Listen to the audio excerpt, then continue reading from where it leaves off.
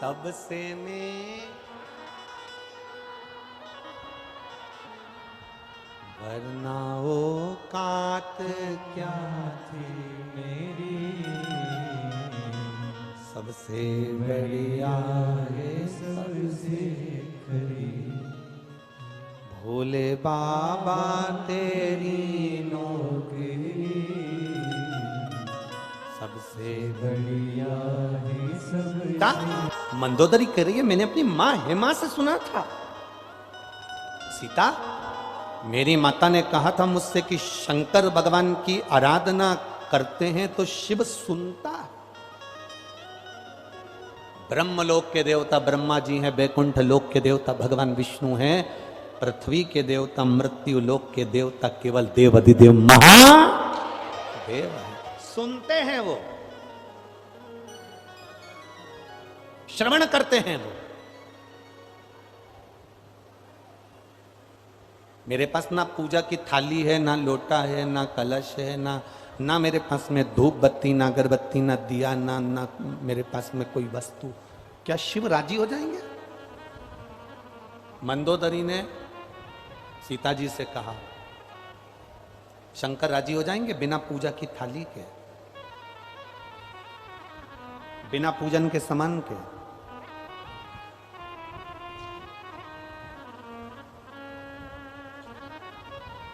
मेरे महादेव को ना तो तुम्हारे नारियल की जरूरत है, मेरे महादेव को ना तुम्हारे द्वारा दी हुई कोई वस्तु की जरूरत है। मेरे महादेव कहते हैं एक लोटा जल तुम्हारे पास में हो तो चढ़ा दो, नहीं हो मेरी चढ़ी हुई बेलपत्र उठाकर वापिस मुझ पे चढ़ा दो।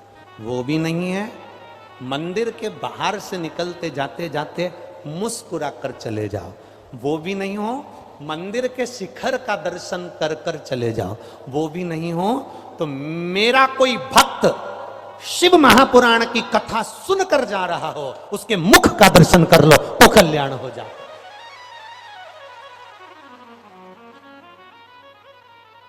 शंकर का कोई भक्त निकल कर जा रहा है, उसके मुख का दर्शन।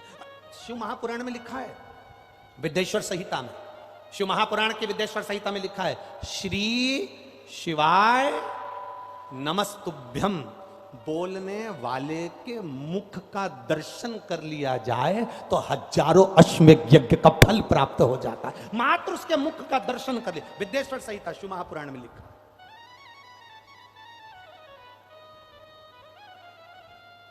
केवल मुख का दर्शन करा।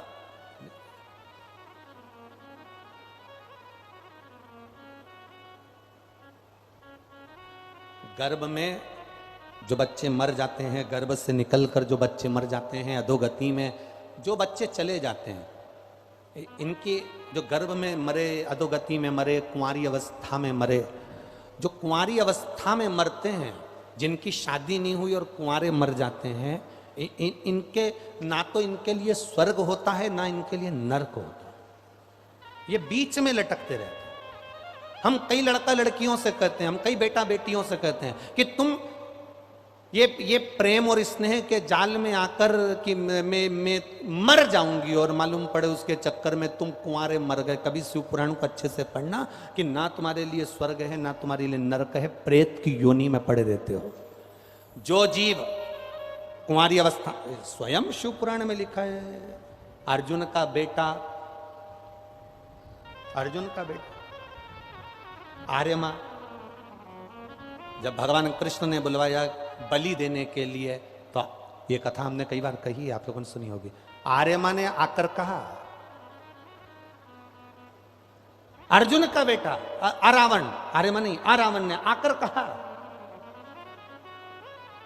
और अर्जुन का बेटा अरावण कहता है भगवान कृष्ण से, अगर मैं कुंवारा मर गया तो ना तो मैं बैकुंठ जाऊंगा ना मैं नरक जाऊंगा, पहले मेरी शादी कर दो फिर मेरी बलि चढ़ा दो।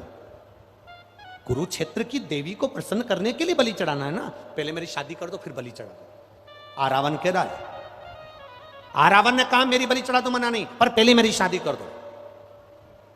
एक रात्रि के लिए कौन पिता अपनी बेटी की शादी करेगा? एक रात्रि के लिए कौन पिता, कौन बाप अपनी बेटी को कन्यादान करेगा? कोई नहीं मिला।